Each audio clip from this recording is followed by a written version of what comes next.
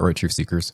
So I'm showing you a clip from Unbelievable Lunar Eclipse captured with P900 super zoom, uploaded to my alternate channel 4 years ago.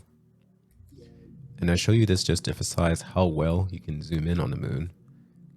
Like here you see it from a great distance, and then with this particular camera, Nikon P900, you can zoom in quite incredibly until you get to image that looks somewhat like this. So in contrast, I'll now show you a zoom in using the same camera for the October 14th Annular Solar Eclipse. Notice the difference.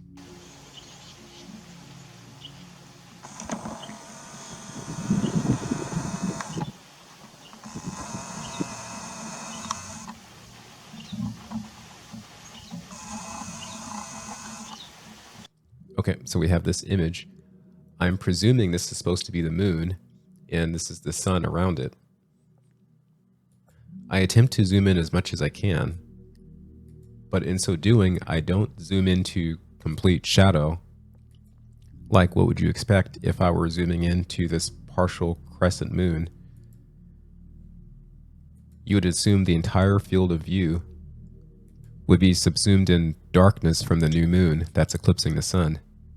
Just like in this instance, if you zoom in, you just zoom in on a part of the moon. But instead, you get an orb of the sun with an apparent smaller moon. And so this would then support the spherical Earth, spherical moon hypothesis with the proportions as stated. The moon being smaller than 1/5 the size of the Earth, the sun being many, many times the size of the Earth and 93 million miles away, the moon being over 200,000 miles away from the Earth. But there's something else odd with this, which I'll show you.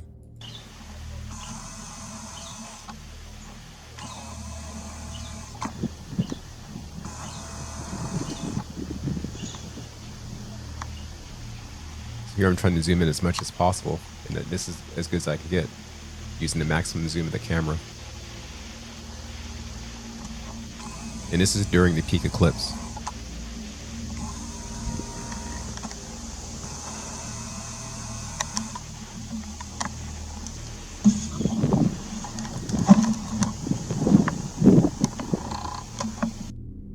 And so you have this. It's a fully eclipsed lens flare of the sun. You see this circle inside of it, which presumably represents the proportions that's being captured by the camera lens. But these proportions of comparing the sun to the moon are not what we're seeing through the actual viewfinder of the camera. I used my phone camera to record the P900 viewfinder just to show you the perspective I had at that time. So you can see exactly what we're seeing through the lens of the LCD.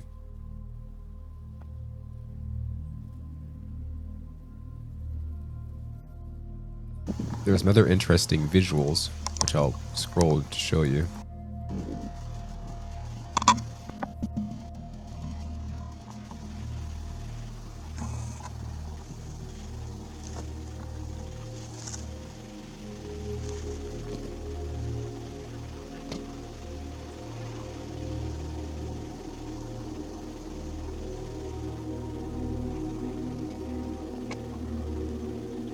You can see the eclipse starting to conclude and resolve through the lens flare. You can see the shape start to take form at the bottom there as this is occurring.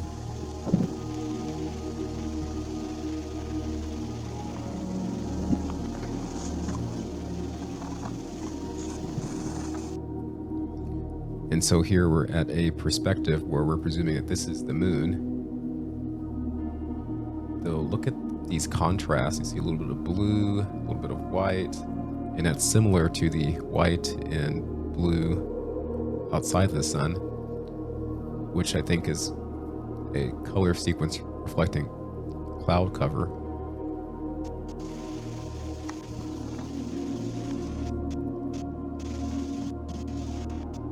Look at this. So you have blue here, you have this whitish purplish color.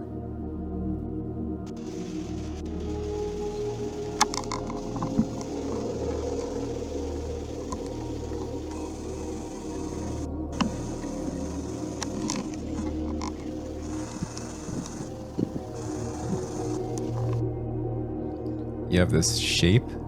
It's a very interesting shape here. This doesn't look like a moon moving off the spherical background.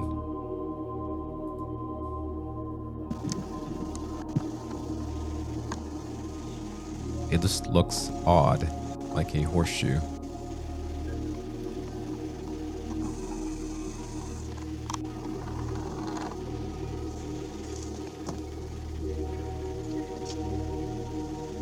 Scrubbing the footage, speeding faster than normal time.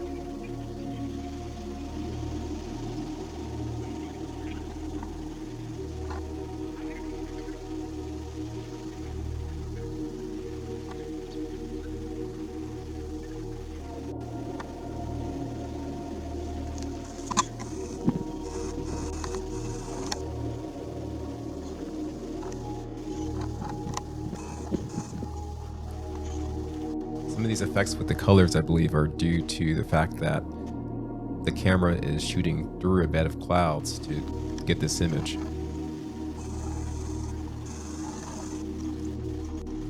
That may also account for some of these visual anomalies. What do you think? Let me know in the comments below.